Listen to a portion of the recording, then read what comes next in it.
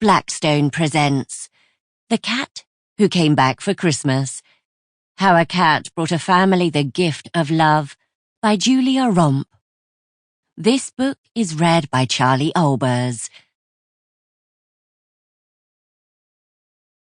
For George, who opened my eyes to your world and what a wonderful place it can be.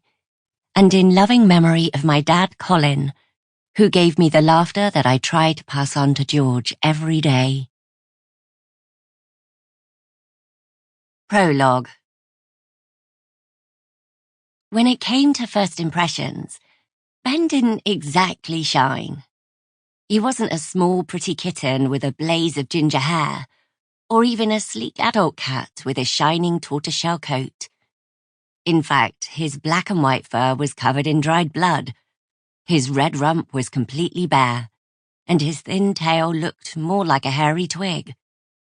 Thankfully, I couldn't tell by looking at him that he was also home to scores of fleas and ear mites. But as off-putting as he looked, when the sickly stray started visiting my garden, I left out food. Because I've always been soft when it comes to animals. Even my pet rabbit Fluffy lives in a shed that I painted with bright flowers. It's like the Ritz for rabbits. So I made up a bed for the cat in a carrier, which I left in the shed, hoping it would sleep there.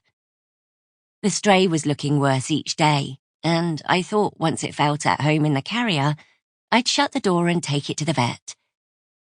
Please let him be sleeping, I'd think each morning as I walked up the garden with my 10-year-old son George, to check if the food had been eaten, or whether the blanket had been disturbed. Together we'd peer into the back of the dark shed and see the cat's eyes peeping out at us. They were light acid green, like the first leaves on a lime tree in spring. And every time I saw them, they stopped me in my tracks for just a moment.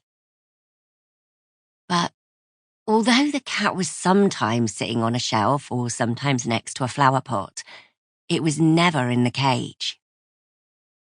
"Boo," George would say as he tried to play hide and seek with the cat whenever we went to see it, and I was glad because he didn't often play games with anyone.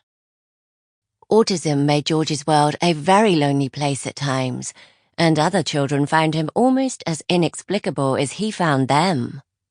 They were afraid of the rage which burst out of him in screams and shouts, while he was just as frightened by the noises they made and the way they jostled him in the school corridor. That's why it was good to see George take... Sample complete. Ready to continue?